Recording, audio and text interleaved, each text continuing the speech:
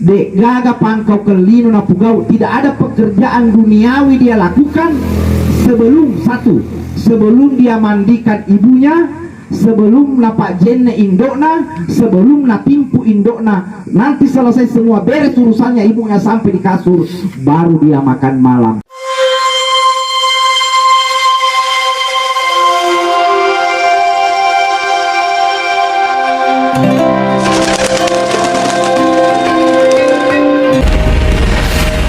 Kalau lagi ke saya pergi di situ, lihat datang Nabi Musa, cek dan recheck na pares sebatin nama timbang pas-pas, itu nang kenapa lebih, itu nampak belek-beleng itu naling itu biasa-biasa saja. Maka Nabi Musa, kenapa bisa anak muda begini, bisa saya temani masuk dalam surga, tidak ada amalannya yang hebat, biasa-biasa saja. Tapi ketika pulang ke rumahnya, macam Nabi Musa, kada ada amalannya yang anak muda naik tahu surga, ahli surga kata Allah. Ternyata di rumahnya itu dek gaga pangkau kelino na pugau, tidak ada pekerjaan duniawi dia lakukan sebelum dia mandikan ibunya, sebelum napak jenne indokna, sebelum na timpu indokna. Nanti selesai semua beres urusannya ibunya sampai di kasur, baru dia makan malam. Itu amalannya, sehingga dia dijamin oleh Allah masuk ke dalam surga bersama Nabi Musa. Maka Nabi Musa, kamu apa buang? Kamu apa? Ini kau dulu ada anak muda di situ di Malewong, naik di bukit, ada anak muda di situ pelihara babi yang haram untuk kita. Ada yang sebabi ya, babi. Ya. Berangkat Nabi Musa, makan dulu. Sampai di rumah itu, assalamualaikum, waalaikumsalam, dipersilakan duduk. Mapamula tu dan Nabi Musa letuk li sudah nang tiba-tiba kudu mulai. Maka Nabi Musa tahu wadah ya. Kenapa bisa dijamin masuk surga? Pulang dia mengadu kepada Allah, melapor kepada Allah. Anak muda dia kurang ajar itu, saya datang di rumahnya dia tiba-tiba makanya Allah pulang lagi. Ya.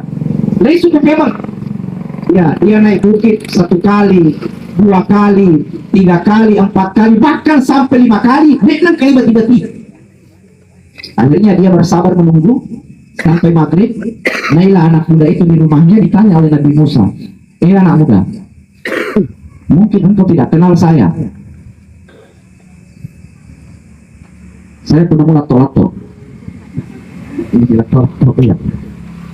Ketika ditanya, kenapa kau tidak pernah batika? Dia bilang, tabe, saya minta maaf, tidak ada yang bisa saya layani di rumah ini sebelum saya mandikan saya punya babi, sebelum saya kasih makan saya punya babi, saya kasih masuk di dalam kandangnya sampai aman, baru saya bisa layani. Dan ternyata babi itu bapaknya anak muda itu. Ya dulu riwayat menjelaskan dulu itu mepu dosa tahu materu dikutuk sama seperti ceritanya maling tunggal. Ya begitu durhaka sama ibu dikutuk jadi batu. Sama dengan ini babi, karena dia melakukan suatu dosa besar dikutuk oleh Allah jadi babi. Tapi bapaknya anak muda itu, ini sampel menjadi contoh buat kita.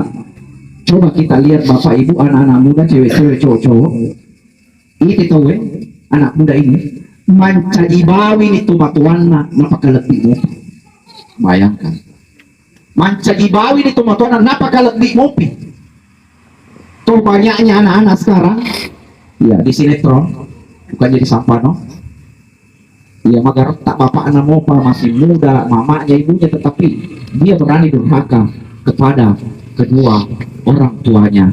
Dan ini tentu menjadi sampel di dalam penghidupan kita. Tadi ibu, bapak, anak-anak semua, itu ibu tak, kalau anda seorang pengusaha hebat, orang kaya, itu ibu tak ketika anda pegawai pejabat, itu ibumu dia tidak kenal merek mobilmu, dia tidak kenal apa itu Avanza, apa itu Innova, apa itu Fortuner, apa itu Alfa, dia tidak tahu itu.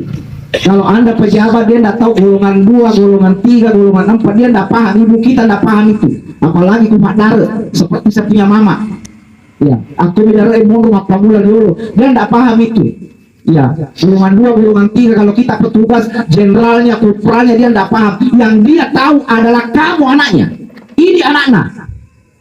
Orang Sampano beristri di Boriko, di Siwa dekat beristri di Belopang, udah 5 lepot tahu 1, 2, 3, 4, 5 hari belum datang jenguk ibunya. Kemana pergi? Kenapa tidak pulang? Bagaimana caranya kita mendapatkan sakinahnya, mawadahnya kehidupan ketika orang tua yang sangat berjasa di dalam penghidupan kita? Dek nih bati-bati orang bijak mengatakan, bahkan orang bijak mengatakan, ya kok melo kok pitangi surga indokmu tomatuanmu, namo dek panamate bisa engkau masukkan ke dalam surga meskipun belum meninggal. Satu anaknya di Sampano, satu anaknya di Palopo, di Manado, mungkin ada di Jepang, Korea, Makassar.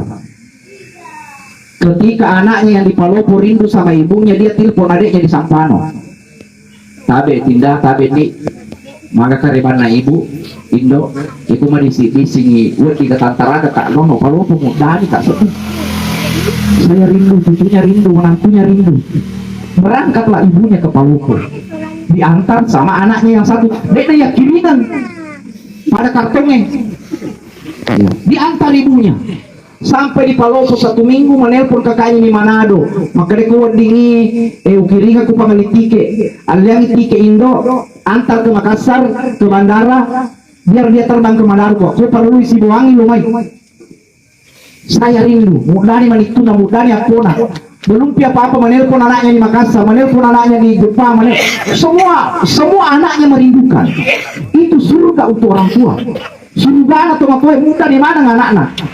Ayo ini kursi balikan na, pada kursi netronge, na lansangan otobes poli Palopo, na pada pendre Indo na hotel pumandri na makanya. Ang gitu Indo wakili kami na pandang, waduh dia kapan? Yakini.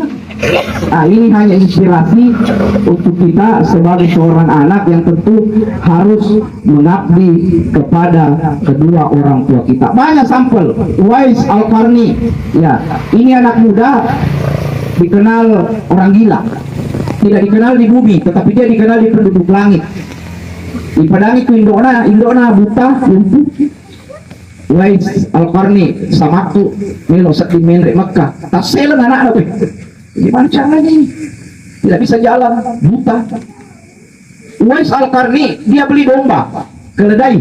Ya, seandainya kalau Sampano beli bembe. Mulai dari kecil. Setiap hari dia angkat itu keledainya, mende mulai manulesu. Nah, pak. Nah, tiap hari sampai besar. Ini makanya yang kere kembali bulan atau jangan. Ternyata latihannya itu dia sudah cita-citakan, maka repek cara aku magala mangepa lo kami pak Indo kumenda tanah Mekah, dan itu dia buktikan cintanya kepada seorang ibu. Cuma ko mau apa lebih, mau cukup mau pakai tuna ale, mau rokok mau pakai ada, mau soro mau tanga, namu kapang madeceng daripada mau tahu. Banyak sebenarnya yang bisa kita tukar-tukar informasi, kita saling memberi inspirasi, tetapi waktu jualah yang membatasi kita. Saya kira cukup. Minallahi musta'an wal itiklan, wabillahi taufiq wassa'ada. Wassalamualaikum warahmatullahi wabarakatuh.